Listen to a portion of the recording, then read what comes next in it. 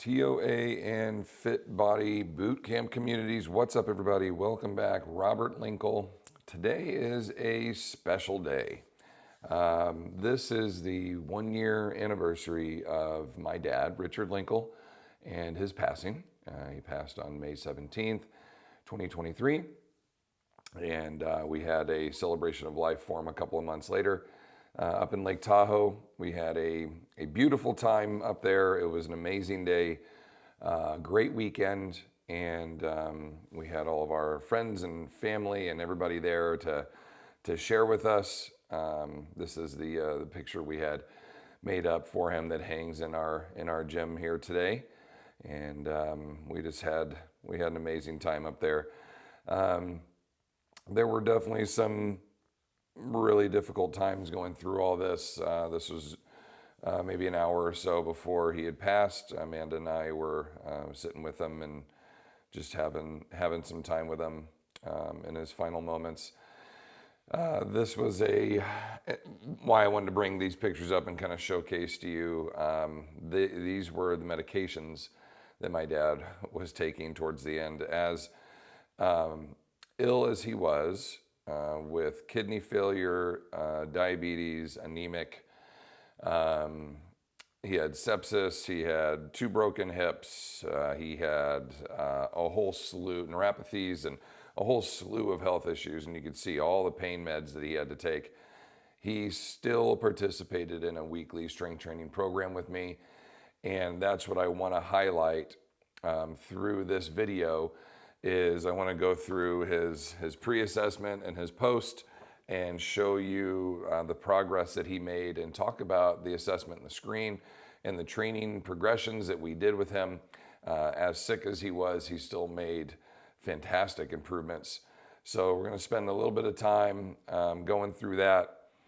And man, it's so weird to see how the girls have grown up just so much in a year since this whole process. Like Bristol's 6 inches taller and has so much more hair. And anyway, she had just cut her own bangs prior to this. And anyhow, the girls were awesome. This was a little service that we did with just the family, everybody together on the porch at my sister's house. And yeah, pretty fantastic. So I am going to go into screen share mode here, take you through our training video. This is going to give you an idea of Dad and where he was physically and capably as we get into this. This was kind of day one. This was the first time Dad asked me to come and help him. You can see how, number one, how heavy he is. He had already lost quite a bit of weight prior to this.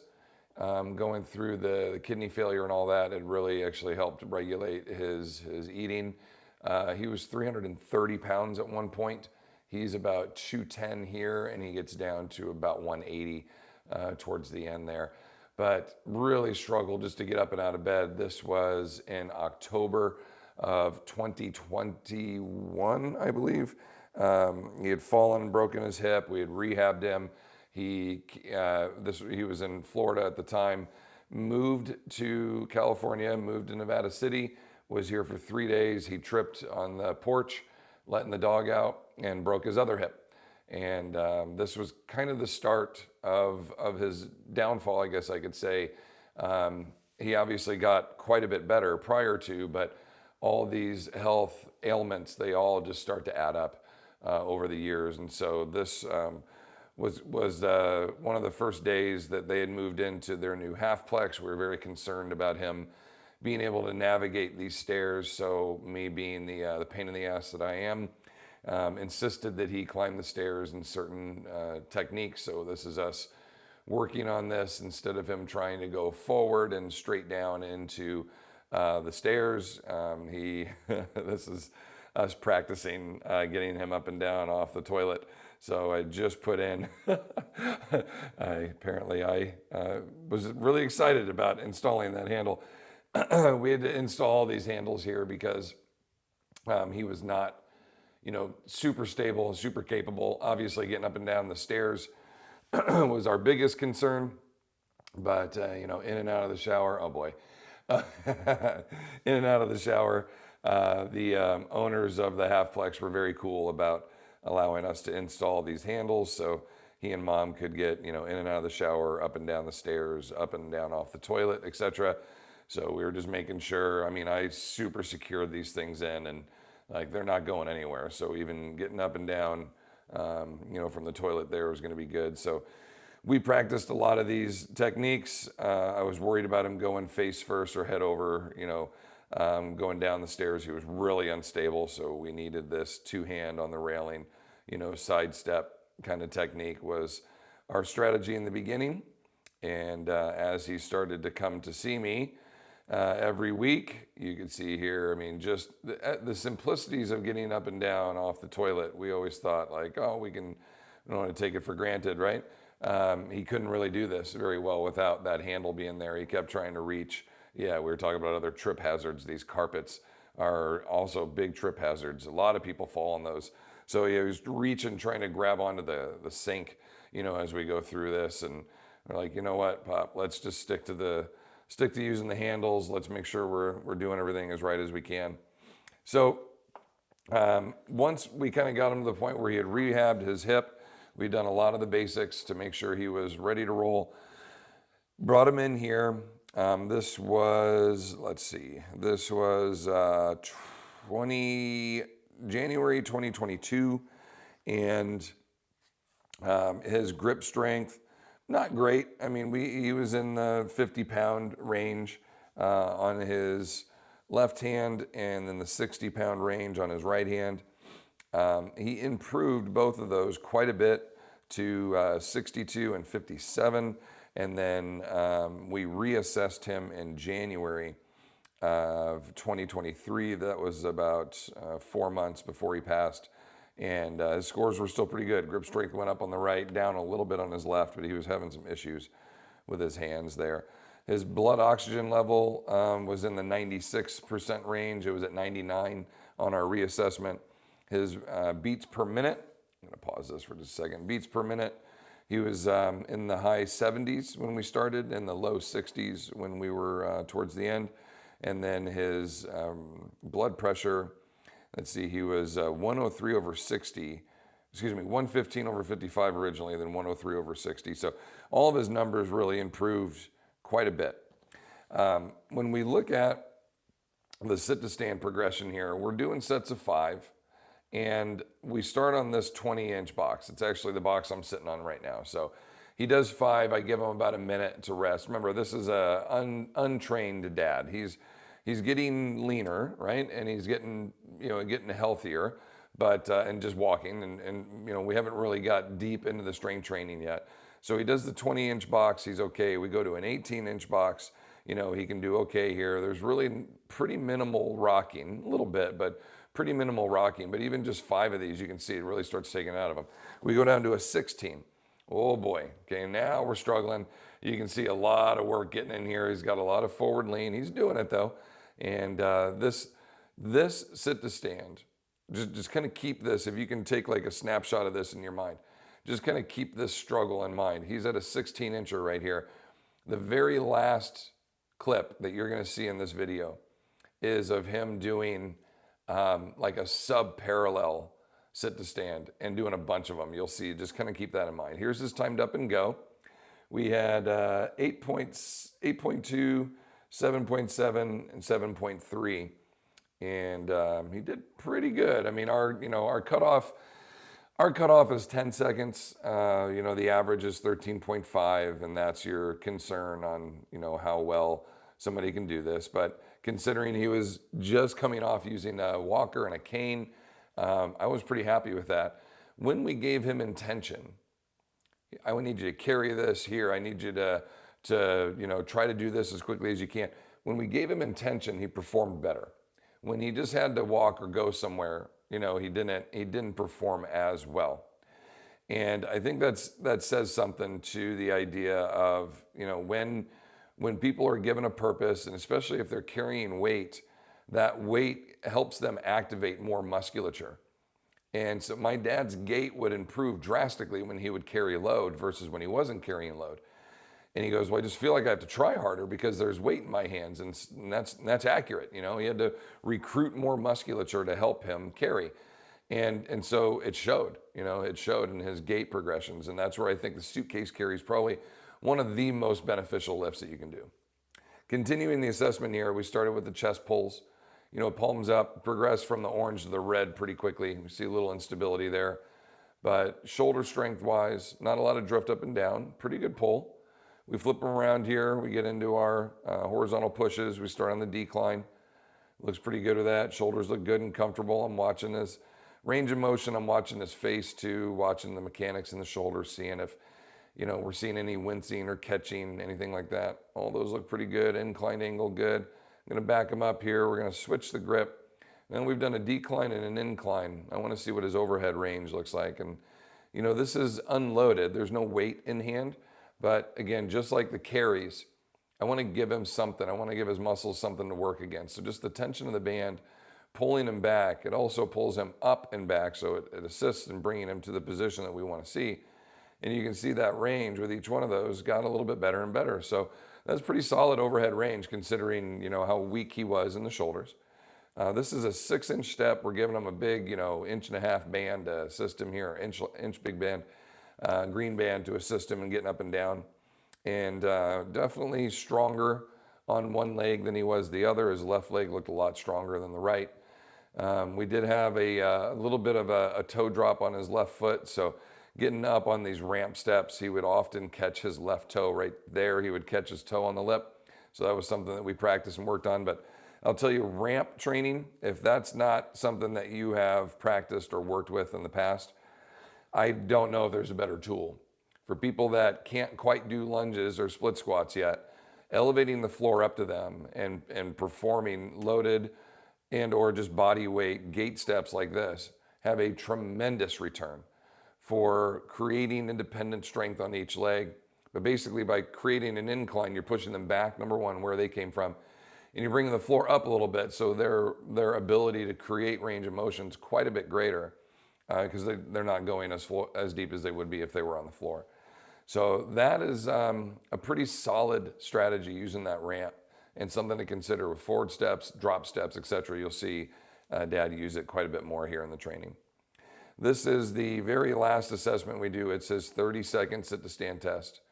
And I believe he does, what does he do on here? 14 of these to this 20-inch box. So 14, let's see, for a 78-year-old, he needed to do 11 or more. And he gets 14 there. And you can see, as we're performing this, he's struggling. And he is, at the end, he's pretty spent. This is part of that short cardio test is what I call it, where you can kind of see, all right, he's gassing out a little bit. There's his time right there. He's got 14. Does pretty good in that sit to stand test as we progress. I think his last test, we progressed beyond the just traditional body weight test because he got so good at it.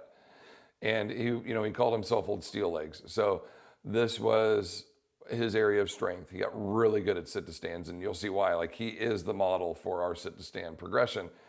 And just 100% bought into the idea that those sit to stands, if practiced daily, made him stronger everywhere. And he was very accurate in that. He got so good with his gait, so good with his carrying strength, ability to get up and down off the floor. All this was really improved by how many sit to stands he would do a day. And we had a little practice where anytime he would get up to go into the other room or go to, anywhere, whatever he was going to the bathroom, going to the kitchen, he would do, 5 sit to stands and then go do it. And then when he came back, he would do 5 more. Now, I don't know how often he did that, but I know he did it on the regular for the most part and would get upwards of 25 to 50 sit to stands a day. And I personally believe that had a huge impact on him maintaining his ability. Through the last 2 years of his life, we're probably some of the best mobilities and mobility skilled abilities of him in his lifetime. I would say up through probably his 40s. In his 50s, he really started doing a lot of sitting and started getting heavier and was really inactive. And so 50s started to lose abilities. 60s, he was a mess, super, super heavy, really just sat at his desk all day long. Very cognitively, active individual, but physically not at all. From 60 to 75, he was really heavy, really out of shape, terrible abilities, terrible condition. And from 75 to 78 is when he really brought it back. And I didn't see my dad like this, under 200 pounds, strong and capable. I would say in his 40s was the last time I saw him looking physically like this. So the last 2 years for sure, he got into pretty good shape and was pretty damn capable. And those sit-to-stands had a lot to do with that. Now, we're on the ramp here again. He's stepping on the ramp, and you can't quite see the box, but he's stepping on the ramp on a decline. It's kind of pushing him up onto the box, and it meets him a little higher. So this was an area that he was not great at, ascending or descending stairs. So this was a technique for us to practice that. His overhead range, his strength was okay, but he couldn't stabilize a dumbbell directly overhead. So we had to use pivot points. And you can see with each one of these, he's getting a little bit higher, starting to cover his ear, right, with his bicep.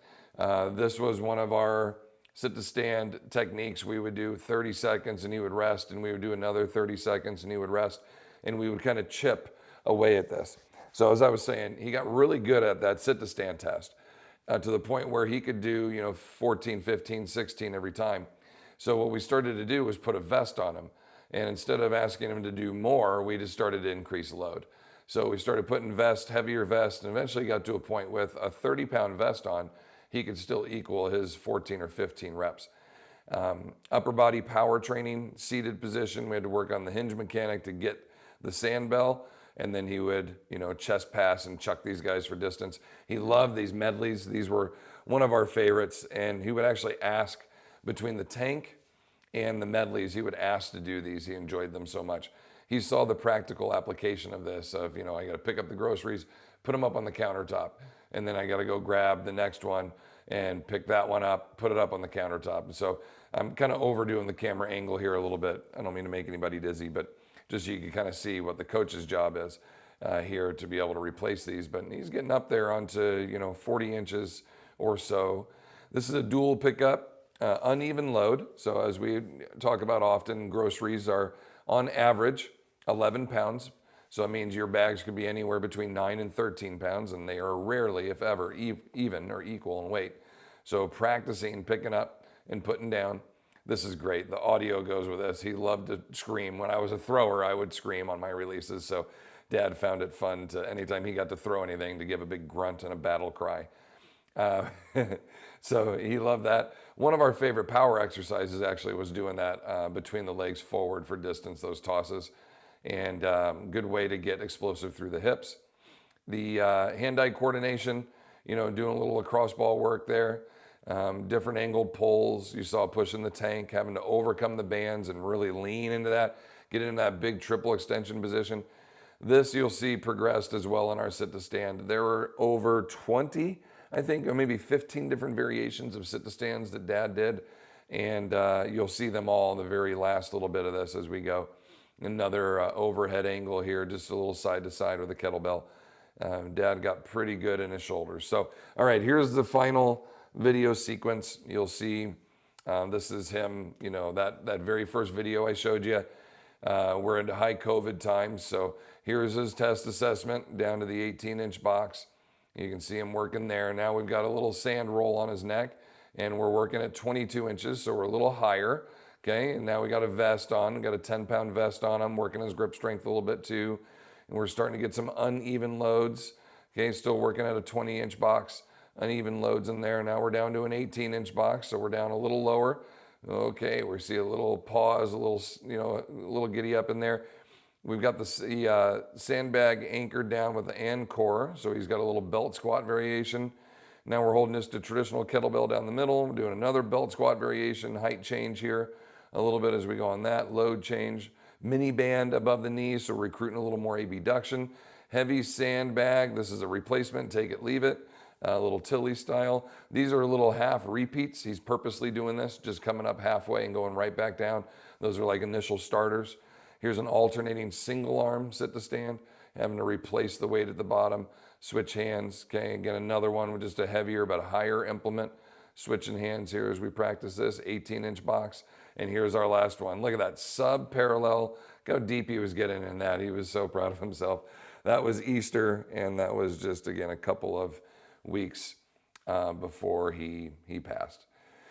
So this was a pretty cool experience, getting to train Dad, getting to work with him when he was pretty ill, incapable. And at the time, I was 100% in the mindset that once a week training was pointless. The way that my mind worked with that, and the way that the research suggested it on some of the studies, is that if you train on a Wednesday and you don't train again until the following Wednesday, basically the amount of a sarcopenic effect that you have over 7 days basically nullifies anything that you built on that first day. And so I was just like, if we're not going to get another day in here, on Saturday or Sunday to kind of continue to spin the wheel here of progressions up, we're basically either maintaining, if not doing nothing. Number one, I couldn't have been more wrong with that. What happened is this: Dad would train and Dad would get the lifters high. He would feel amazing. He was tired. Don't get me wrong. Like the second we got done, he would sit here for 20, 30 minutes. He would go inside. He would hang out with the girls. I would go on to my next class. I had a group that came in after him, or a call that I would start. And he would go inside and he'd hang with the girls. And Keegan was always, on Wednesdays, she always made some kind of, Dad had a massive sweet tooth. Not that I do by any means. Dad had a massive sweet tooth. So he would look for some kind of baked good. And Keegan would make pumpkin scones or lemon scones or cinnamon rolls or something, and she would have one in there for him. Again, he was not here for weight loss, body fat loss. Actually, he had quite a hard time keeping weight on towards the end. So that was kind of part of the technique, was to give him some extra calories when he got done. But anyhow, he would have just the greatest lifter's high after. He would feel so energetic, cognitively stimulated. He would go to Target. He would go do shopping. He would go do things because he felt so good right after our training sessions. And at the time, in the very beginning, like, he could barely drive to get here. He got really good at driving again, was very focused on this.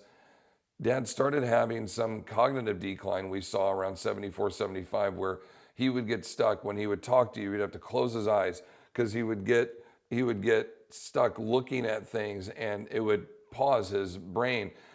Verbally, he would see something and start thinking about that while he was talking. He would just get stuck. So he would close his eyes so he could focus and talk to you and say what he wanted to say. And so all the pauses, all the get-ups, all the eye closing, that all went away at the end. The last 18 months or so was super sharp and just back to the Dad that we knew. We really saw this decline. And I would say that that's one of the biggest returns from being physically active, is that you really start to see not only the cognitive stimulus and the increase in oxygenated blood flow through the body and all that. Like, it was just this massive positive effect, not only physically, but mentally. He really improved and got back to being him. And he could feel it. He could feel how good that was, and that he felt confident and capable driving really efficiently again, walking quickly and capable again. Really got good at all those skills. And so he would have this lifter's high. He would go out and be active. And it wouldn't just be for that day. The next day he would feel good and feel strong, and he would feel his muscles soar. And he liked that. Like, ooh, I feel like this little, what I call the pump, like that. A day or two after, you go, ooh, man, I can feel, when you flex, you go, I can feel that I worked these muscles. And he liked that. And he would continue on Thursday and Friday and Saturday to be really active. And he also was going through his kidney treatments. He would have to go to dialysis. And so his dialysis day was on Thursday. The day after dialysis is always a really low day. His energy would be really low. And then the next day he would kind of pick up again. So when we would train on Wednesdays, he would go to dialysis. So Wednesday was good. Thursday was good. Thursday afternoon, dialysis. Friday would be a struggle. Saturday, he would pick back up again, be good and energetic. And then Sunday, Monday, he said all the way until Monday, he would start to feel, pretty much better. And then Monday, Tuesday, the tank would start to empty. He would start to feel like he was atrophying or just not feeling as good.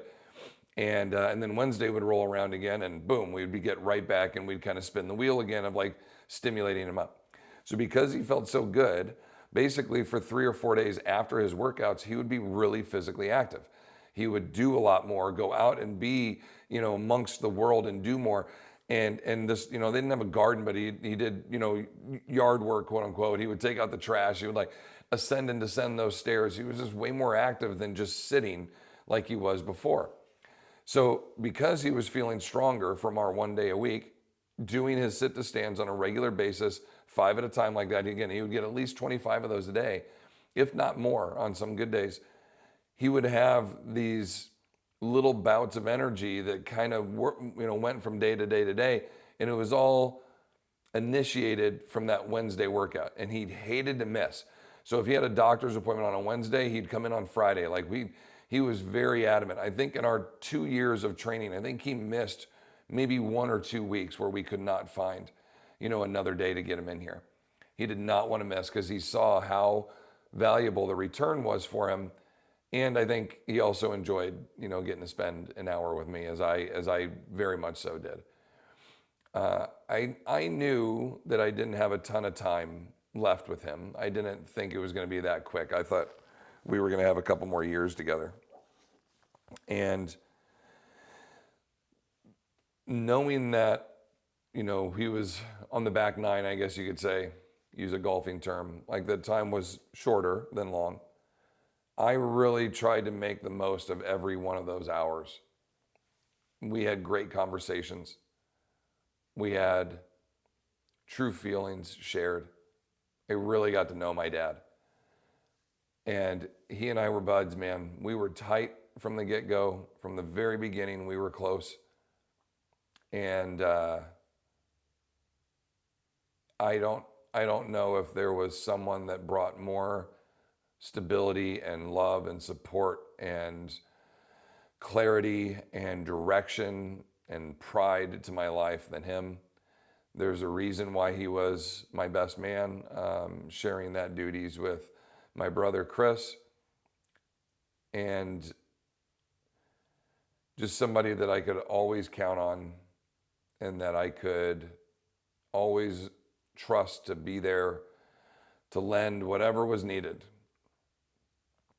I remember Dad, would kind of continually make jokes about money and us supporting him. I called it sponsoring. Could you sponsor dinner tonight? Could you, sponsor a tank of gas for me going through college? And I remember like my 2005, my senior year, I remember calling him and saying, I'm making enough money now as a trainer and as a coach at the time to where I don't need to be sponsored anymore.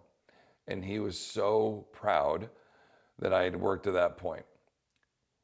He didn't have to send me a check for rent anymore. I could pay for it. He didn't have to pay for my cell phone, didn't have to pay for my insurance. Like, I took over everything.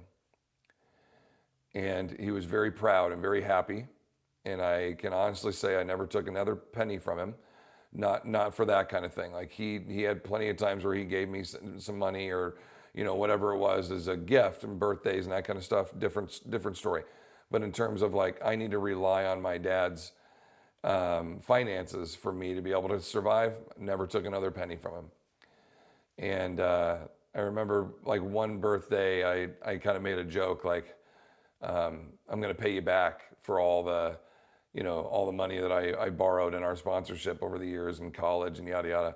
So I wrote him like a $1.4 million check at one point that I'm glad he didn't cash, because that would have bounced. That's for sure. But we had a lot of really good times, and just, he was one of those guys that had different levels of success and different levels of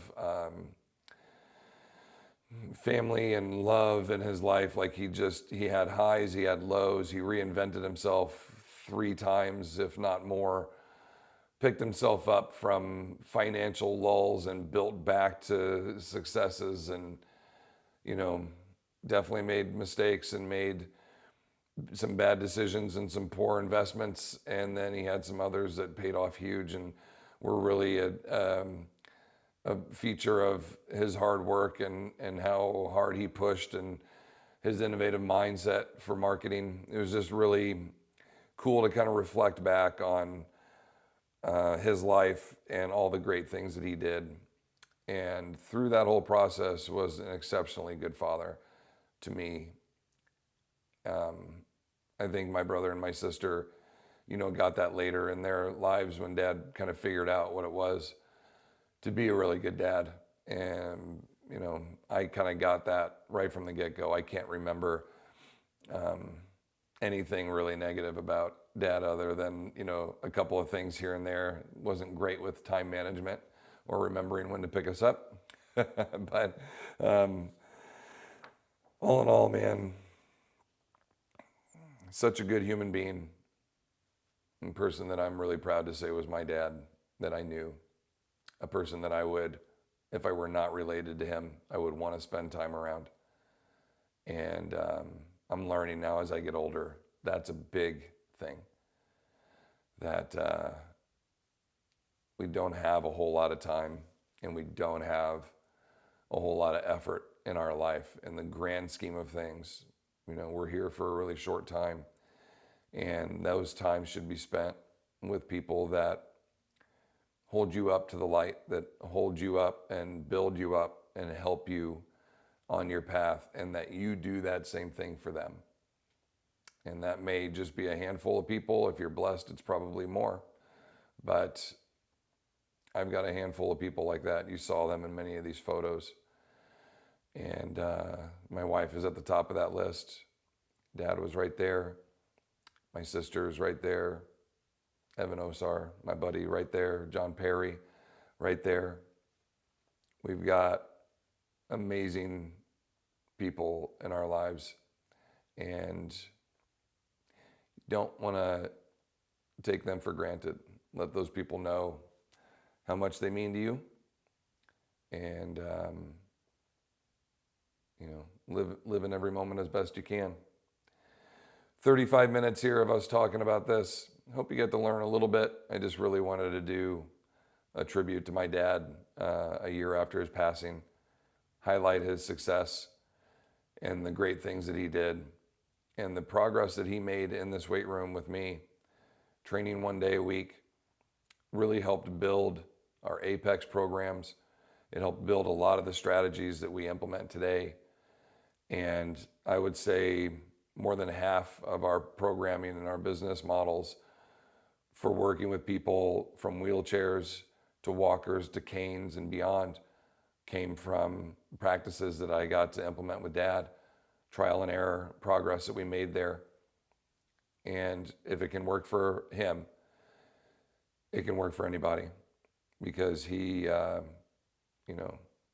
I kind of featured and highlighted there, from sepsis and almost dying and multiple times and heart attacks and hip replacements and surgeries and breaks and kidney failure and anemic and diabetes and everything else, all those medications, everything I showed you, if he can build back from that with that body at that late of age in his life, anybody can. And I hope for any of you out there, if you're trying to get one of your parents or grandparents to be motivated, I hope this helps them in some way, gives them some kind of inspiration or some kind of direction. You can get better. It's never too late, and you can always improve. That's the beautiful thing about fitness. The saying, I'm too old or the ship has sailed or whatever, that's not accurate. You can literally start to improve yourself at any age. And there's research to support that. And I'm proud to be a person that helps deliver that message. And there's no better example than my dad. Richard Linkle, 1944 to 2023, lived a great life. He was a great man. And today we honor him. I miss you, Dad. I love you very much. Thank you for everything that you did in your life with me, with our family. And we will never forget you. And I hope that you are in a beautiful, wonderful place and living your best afterlife. All right, everybody, that's it for me.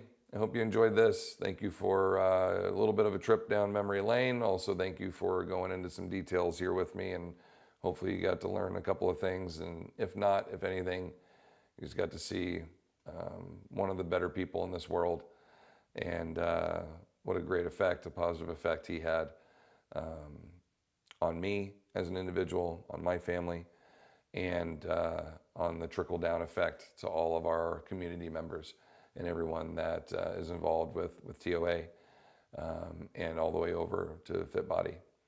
And hopefully someday in the future, a goal of mine is to have an older adult program for Fit Body that can work with 75 plus, because I think that's a demographic that our industry needs.